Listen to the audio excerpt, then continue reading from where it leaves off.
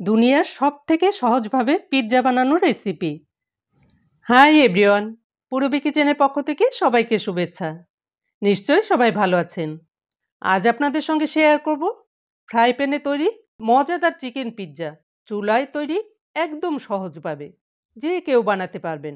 এছাড়া দোকান থেকে আর চড়া দামে পিৎজা কিনতে হবে না এবং খেতেও অনেক মজার। তো চলুন রেসিপিটি দেখে নেওয়া যাক। পিৎজাটা তৈরি করার জন্য প্রথমে নিয়েছি 1 কাপ ময়দা, হাফ চা চামচ ইনস্ট্যান্ট ইস্ট, 1/4 চা চামচ লবণ, 1 টেবিল চামচ চিনি। মিষ্টিটা যদি কম খেতে চান তাহলে একটু কম করেও দিতে পারেন। আর লাগবে 2 টেবিল চামচ তেল।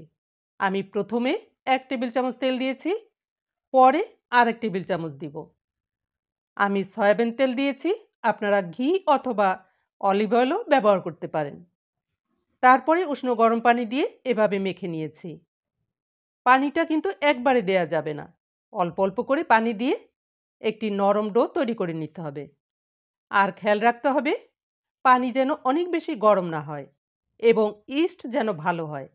এই দুটো যদি ঠিকঠাক থাকে তাহলে ডোটা পারফেক্ট হবে। কিছুক্ষণ মাখানোর পরে দেখবেন এভাবে হাতে লেগে আসবে। তখন বাকি 1 টেবিল চামচ তেল দিয়ে আবারও মেখে নিতে হবে। সবশেষে ডোয়ের উপরটা যেন শুকিয়ে না যায়, সেজন্য সামান্য তেল দিয়ে এভাবে মেখে ঢেকে রাখবো গরম জায়গাতে 1 ঘন্টার জন্য। এরপরে পিৎজার জন্য চিকেনের পুরটাকে রেডি করে নিতে হবে। তার জন্য একটি কড়াইয়ের মধ্যে 1 টেবিল চামচ তেল গরম করে নিয়েছি। এর মধ্যে দিয়েছি 100 গ্রাম সলিড চিকেনের মাংস। এভাবে ছোট ছোট করে কেটে নিয়েছি। দিয়েছি স্বাদ অনুযায়ী লবণ। লবণটা দিয়ে 2 মিনিট ভেজে নিয়েছি। তারপরে দিয়েছি 2 কাপ পেঁয়াজ কুচি। দিয়েছি 1 টেবিল চামচ আদা রসুন বাটা, সামান্য হলুদের গুঁড়ো, হাফ চা চামচ মরিচের গুঁড়ো, হাফ চা চামচ জিরে গুঁড়ো, হাফ চা চামচ গরম মশলার গুঁড়ো, হাফ চা চামচের একটু কম গোলমরিচের গুঁড়ো। এরপরে নেড়ে চেড়ে 1 মিনিট ভেজে নিয়েছি। যখন মাংসগুলো লেগে লেগে আসবে তখন সিদ্ধ হওয়ার জন্য দিয়েছি হাফ কাপ পানি। পানিটা দিয়ে সব কিছু ভালো করে মিশিয়ে নিয়েছি। তারপরে মিডিয়াম জালে ঢেকে দিয়ে সিদ্ধ হওয়া পর্যন্ত রান্না করে নিতে হবে। 5-6 মিনিট রান্না করার পরে মাংসটা দেখে নিচ্ছি। দেখুন মাংসের পানিটাও শুকিয়ে গেছে এবং মাংসগুলো সিদ্ধ হয়ে গেছে। এই পর্যায়ে দিয়েছি 1 টেবিল চামচ টমেটো সস। সসটা দিয়ে 1 মিনিট ভেজে নিয়েছি। এবার দেখুন মাংসটা কতটা লোভনীয় হয়েছে এবং খেতেও ভীষণ মজার হয়। এরপর চুলা থেকে নামিয়ে এক সাইডে রেখে দিতে হবে ঠান্ডা হওয়ার জন্য। 1 ঘন্টা পরে ময়দার ডোটাকে নিয়ে নিলাম। আর দেখুন কতটা জালিদার হয়েছে। ইস্ট যদি ভালো হয় তাহলে আপনাদেরও ঠিক এরকমই হবে। এই ডোটাকে 1 মিনিট মেখে নিয়েছি। তারপরে একটি রুটি বেলা পিঁড়ির উপরে কিছুটা শুকনো ময়দা ছড়িয়ে ডোটাকে হাত দিয়ে এভাবে চেপে চেপে একটি মোটা রুটি তৈরি করে নিতে হবে। আমি বড় করে একটি পিৎজা তৈরি করব, আর আপনারা যদি ছোট করে তৈরি করতে চান তাহলে ডোটাকে 2টি ভাগে ভাগ করে নেবেন। দেখুন ঠিক এভাবে রুটিটা আমি তৈরি করে নিয়েছি। এবার পিৎজাটা তৈরি করে নেব। আর এই পিৎজাটা আমি ফ্রাই প্যানের মধ্যে চুলায় তৈরি করব। চুলায় দিবার আগে ফ্রাই প্যানের মধ্যে সামান্য তেল ব্রাশ করে নিয়েছি। এরপর রুটিটাকে ওই প্যানের মধ্যে সুন্দরভাবে হাত দিয়ে চেপে চেপে সেট করে দিয়েছি।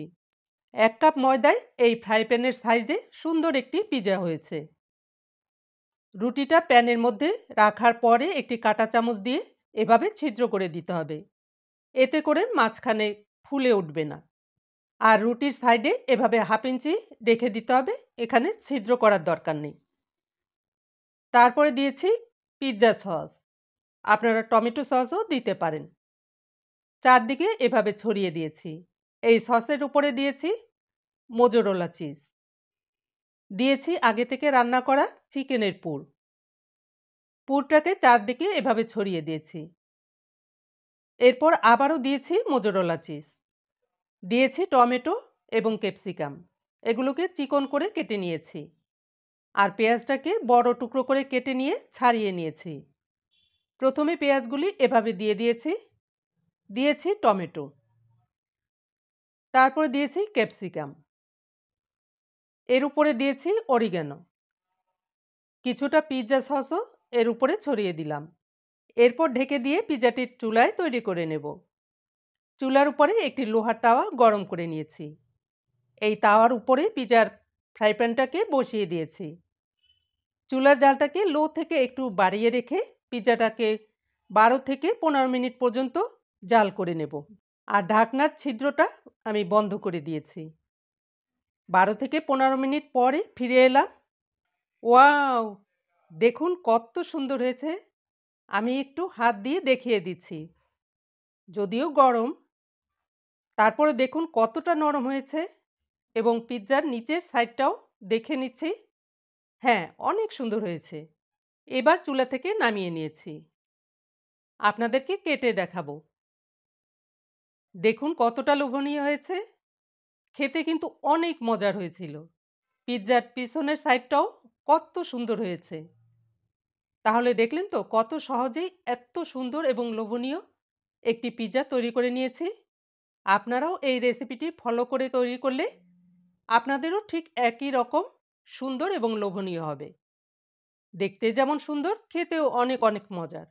বাসায় এভাবে তৈরি করলে বেশি বেশি মাংস, চিজ এসব উপকরণ দিয়ে মজা করে মন ভরে খেতে পারবেন। এছাড়া দোকান থেকে আর চড়া দামে পিৎজা কিনতে হবে না। তাই অবশ্যই ট্রাই করবেন। ভিডিওটি ভালো লাগলে সবার সঙ্গে শেয়ার করবেন এবং কমেন্ট করে চ্যানেলটিকে সাবস্ক্রাইব করার অনুরোধ করছি। তাহলে সবাই ভালো থাকবেন, সুস্থ থাকবেন। আবার পরবর্তী রেসিপি দেখার আমন্ত্রণ জানিয়ে এবার রাখছি। Good bye.